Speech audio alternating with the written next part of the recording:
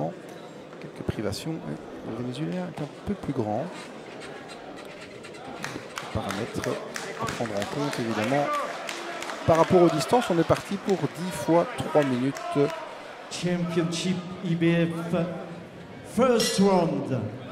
Championnat international IBF des super plumes. On est à l'orée des 60 kg. Ah, ça commence sans tambour. Ça commence très très vite sur un tempo très élevé. Pas de route d'observation dans ce combat-ci. Et donc un ratio très élevé de KO pour les Vénézuéliens. 14 KO sur 16 victoires. Donc ça doit frapper dans cette catégorie-là. Ouais, ce qui m'étonne un petit peu de la part de Nico, c'est de voir en face un boxeur avec un tel ratio de KO et de commencer aussi vite et aussi fort dans ce premier round. Il faut être sûr de lui. Ouais, on le sait, le début de combat est très important pour marquer les esprits, marquer son territoire, essayer d'impacter un maximum pour justement faire douter l'adversaire.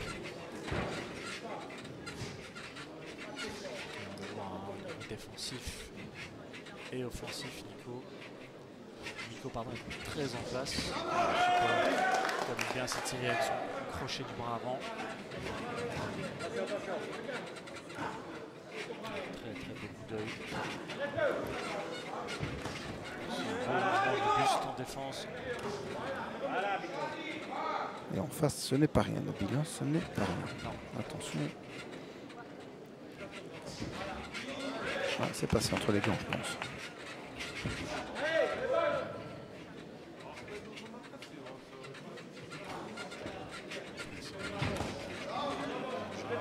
Il cherche un peu dur.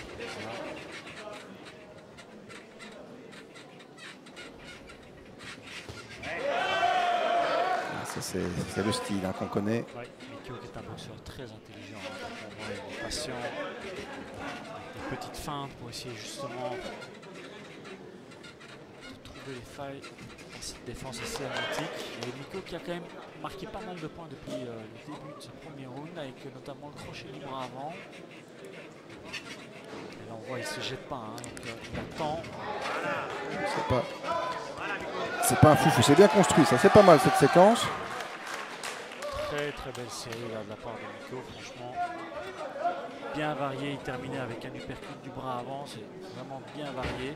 Très difficile à défendre évidemment lorsque les coups viennent comme ça d'angles différents. Attention à ce crochet du bras avant quand même. Ça reste très dangereux.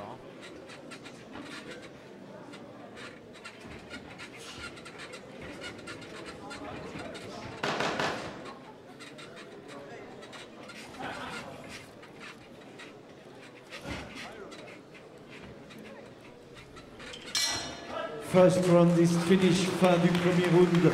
Très intéressant.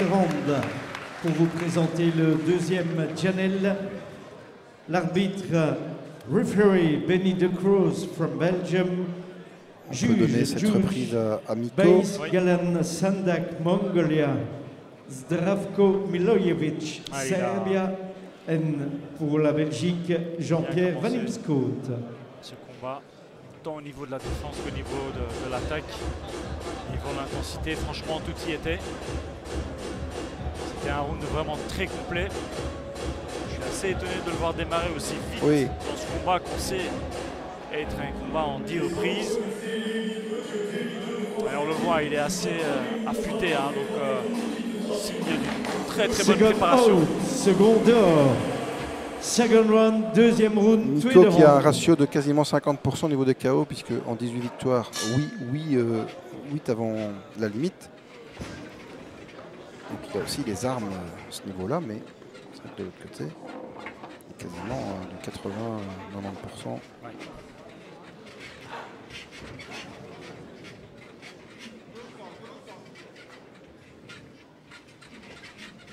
Pour Fletcher Silva.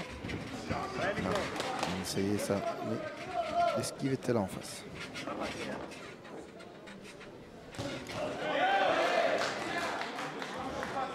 Nico qui travaille vraiment bien en série.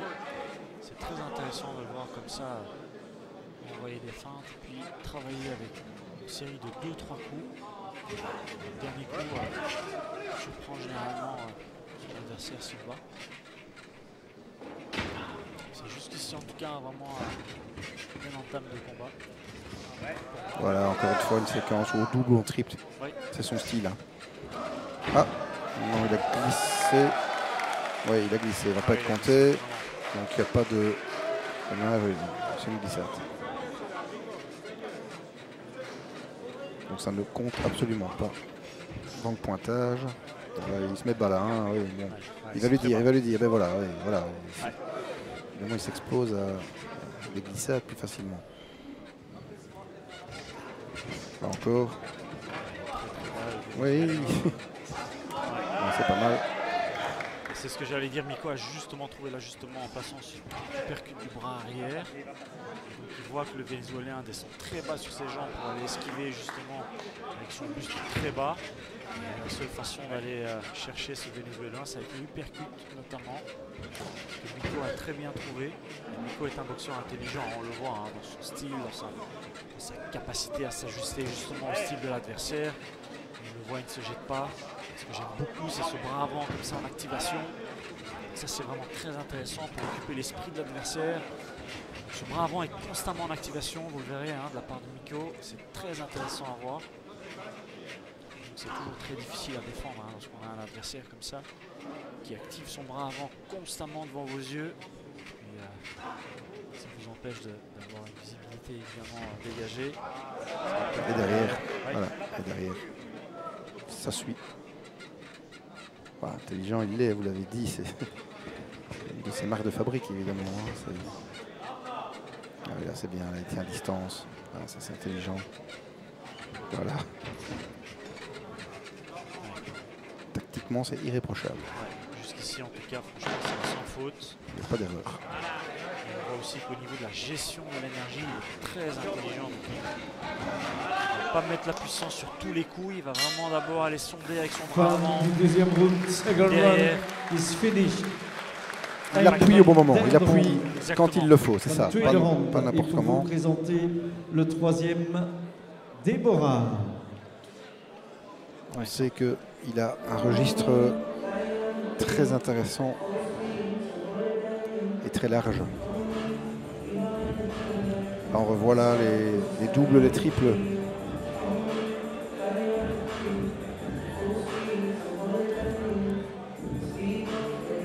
Ah, il est bien en place, hein. C'est clair que les fondamentaux sont là. On voit l'expérience amateur. Hein. Il a fait beaucoup de combats en amateur. Et on le voit directement dans son style, hein, dans sa gestion du round, dans sa gestion de l'espace aussi. Il ne se jette pas sur l'adversaire. Second out, second Donc c'est dehors. assez intelligent. Troisième round, third round, third round. Il arrive toujours à bien trouver l'équilibre justement et à rester dans le cylindre.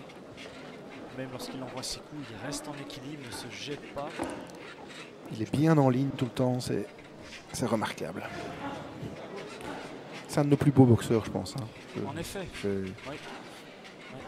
Techniquement, c'est l'un des meilleurs boxeurs en Belgique. Parce que là, il m'impressionne à chaque fois que je le vois boxer, il progresse. C'est vraiment agréable d'avoir un boxeur de ce niveau-là chez nous. Les Vénézuéliens qui commencent doucement à être frustrés. Hein. Beaucoup de coups qui viennent en face, beaucoup d'informations, hein, beaucoup de données. Il a asséné là un beau coup au corps. Et ça reste évidemment insuffisant hein, face au débit de coups donnés par Miko. On peut voir d'ailleurs la trace en dessous des deux yeux. Hein. Il est déjà bien marqué après seulement 2 reprises. Vous voyez, quand il est juste en face de nous, ça se voit. Hein. C'est déjà très rouge. Hein. Un peu gonflé. Ouais, c'est pas mal ça. Même quand c'est dans les gants, c'est bien. Parce que ça fait reculer, ça donne un coup. Ça permet un enchaînement. Alors, ce qui est très intéressant avec ce combat, c'est qu'on voit Miko. En fait, on voit plusieurs choses. D'abord, on voit évidemment une très bonne gestion du round. Hein, donc il reste vraiment le maître du round en restant au centre du ring. La deuxième chose, c'est qu'il donne beaucoup de coups. C'est beaucoup d'informations à traiter pour le Vénézuélien, donc c'est très difficile à défendre. Et la troisième chose, c'est qu'il va mettre l'impact au bon moment. Et donc le Vénézuélien ne sait pas ce que le coup dur va arriver, ce qui complique la tâche évidemment. C'est pour ça qu'il reste comme ça sur une certaine réserve. Hein. On le voit, le Vénézuélien n'est pas encore à l'aise face à un boxeur en fait qui envoie tellement d'informations. Pas mal encore, c'est pas mal. Une information n'a pas encore été absorbée et que la suivante est déjà là. Hein. C'est l'enchaînement, les séquences. Là, c'est pas mal. Là, ça passe entre les gants. Là. Ça, c'est marquant, ça. Ouais, ça va un peu trop vite là. Ouais, là, il est clairement dominé. C'est un round nettement l'avantage de Khatchatrian. Il ne sait pas quoi faire. Hein. Il sait pas quoi faire. Bam, le percute est passé là. Ouais. En haut, en bas, au corps, à la tête. C'est très bien. Une accélération. Waouh! Elle est belle. Oula. Il reste 20 secondes, ça va être très très long. Quelle belle séquence, hein, Nabil. Magnifique séquence de la part de Miko. Il n'a rien à dire, il a accéléré au bon moment en marquant vraiment des points nets. J'ai cru que le Vénézuélien allait tomber. Oui, moi aussi, il est au bord de la rupture. Hein. Au bord de la rupture. Et il en a remis une derrière, une deuxième séquence derrière. Magnifique. Superbe round. Alors là, le plus beau round sans doute. Pour présenter le 4e, Janet. Jusqu'à présent, c'est très clair. Alors là, moi, c'est carrément un round que je vais noter 10 pour Miko et 8. Oui, même s'il n'a pas été compté. Oui, effectivement, c'était un round tellement dominé de la part de Miko. Oui. Oui. Même s'il n'a pas été compté, mais la tête est allée en arrière plusieurs fois. Hein. Oui, mais très belle à séquence. ce rythme-là, je vois mal le Vénézuélien encore tenir cette round. On va le revoir sans doute là, la régie, oui. On va voir vraiment la domination. Là, ça passe entre les gants, puis il y a de l'uppercut. Il est allé en bas aussi, en haut, en bas. C'était pas mal à un moment donné. Oui. On voit la belle accélération là. Il est en survie, là, notre ami Fletcher Silva. On voit le regard d'un côté et de l'autre côté, c'est beaucoup plus compliqué. Second out. Voilà. Round number 4. 4e round, vire de ronde. Alors, s'il reproduit la même chose, on pourrait vivre le chaos là. Oui. Alors, ce premier round finalement entamé par Miko n'était pas du bluff. Il a effectivement une très bonne préparation derrière. Donc, il savait qu'il était bien préparé parce qu'il monte en puissance au fur et à mesure de ce combat. Donc ça se complique pour le Vénézuélien Silva évidemment. Il n'a jamais permis à Silva de rentrer dans le combat en réalité. Hein. Ben, on l'a dit, hein, dès la première reprise, avec un tempo très élevé, il l'a pris à la gorge en fait. Et on n'a jamais vu un Silva en fait pouvoir revenir au niveau du tempo à hauteur. Alors que là, attention. Une révolte. Oui. Très intéressant. Il est toujours là.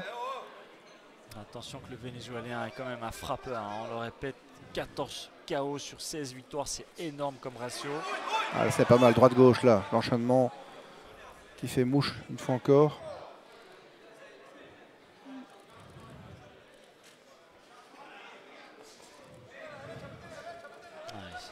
Ouais, là, c'est pas mal, ça fait reculer à chaque fois. Hein.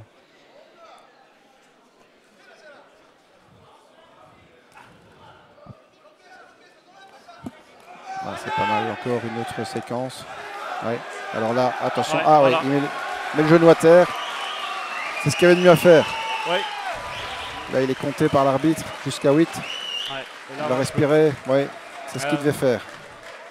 Et là, je peux vous dire que pour voir un boxeur mettre un genou à terre, c'est que vraiment, ça ne va pas. Donc, à mon avis, ça va être compliqué de finir le round. Voilà. Ouais, il regarde son coin. On n'ira pas au bout là. Je ne sais même pas s'il va se relever. Si. Une dernière fois, quel courage. Quel courage. Hein. Waouh. Compter 2 fois, quel courage. Mais ça va être fini. Ah ouais, on va jeter l'éponge là. On va jeter l'éponge. Oui, là, l'entraîneur doit le protéger. Non, l'arbitre arrête. L'arbitre le protège. Voilà. L'entraîneur allait jeter l'éponge, mais l'arbitre a compris. KO. KO technique, mais ça reste un KO. Arrêt de l'arbitre. Oui, l'entraîneur dit à l'arbitre merci. Il allait jeter l'éponge, il l'avait en main, mais voilà, il a eu raison. Il faut protéger l'intégrité des boxeurs. Il faut penser à ça. On n'est pas là pour voir du sang, absolument. Quel bel enchaînement. Victoire. Très belle victoire. Hein. Ouais, Miko était au-dessus, hein. On l'a vu dès l'entame du combat. Le tempo était élevé, beaucoup trop d'informations à gérer pour le Vénézuélien. Les coups qui commençaient à impacter de plus en plus. Et Miko qui a commencé à durcir de plus en plus ses coups. Donc vraiment un sans faute jusqu'ici. Top. Bravo Miko. Alors dans ce cas-là, pour ceux qui ne connaissent peut-être pas, je suis en train de le faire, et vous aussi, de déchirer nos pointages, puisque dans ces cas-là, évidemment, le pointage n'existe plus. Et donc, le pointage n'aura jamais existé, puisque le KO met fin à toute discussion. Là, on va juste, pour la forme, entériner la victoire, hein. Il n'est pas question de débat ou autre. On va juste annoncer la victoire, et notre ami Future Silva a du mal à se remettre là, il est marqué au visage. Ah, il a pris beaucoup de coups. Il a pris cher. Hein. Oh. Ouais. Miko est vraiment, il lui a jamais permis d'entrer dans le match, puis il est monté en puissance, et puis il a eu ces enchaînements là d'un round à l'autre. On a vu tout de suite que ça n'allait pas traîner. Oui, donc la stratégie de Miko aujourd'hui a été claire, hein. C'était vraiment d'imposer un tempo très élevé dès l'entame du combat. Et là, évidemment, si vous n'arrivez pas à suivre le tempo de votre adversaire, ben, vous êtes pris à la gorge, hein. Vous êtes directement dans le rouge parce que vous voulez essayer de suivre et vous boxez dans un tempo qui n'est pas le vôtre. Congratulations, a élaboré cette stratégie qui a été payante aujourd'hui. From Venezuela. On le remercie d'être venu jusqu'à Serein pour défier le Prince de Liège pour ce championnat IBF international des superplumes. Et dans quelques instants, la remise de la ceinture par le superviseur de ce championnat IBF international, Monsieur Tiberi, qui va remettre la ceinture. Voilà, le titre était vacant et maintenant il ne l'est plus, et il va pouvoir maintenant se prévaloir du statut de tenant du titre. Il va devoir défendre ce titre. Le verdict de ce championnat IBF international des superplumes est déclaré vainqueur par KO au 4e round de winner, Miko Khatchatrian.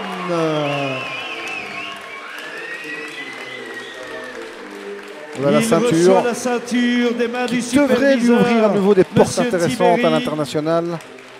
Vainqueur par KO au 4e round. Voilà, KO. KO technique, mais KO surtout. Hein. Il y a débat aussi entre les puristes parfois et autres. Voilà, c'est l'arrêt de l'arbitre, mais c'est vraiment l'œuvre de Miko. Et très belle victoire à domicile. Qui clôt donc cette magnifique soirée col blanc au Val-Saint-Lambert. Roberto Vicari est évidemment très heureux aux côtés de son boxeur Miko Khatchatrian. Je vous rappelle que juste après ce gala, il y a la soirée dansante. Le DJ est là en face, au bout de ce dortoir des moines du Val-Saint-Lambert à Serein. Les boxeurs seront à votre disposition pour des séances de dédicaces. On dédicace aussi le livre « La boxe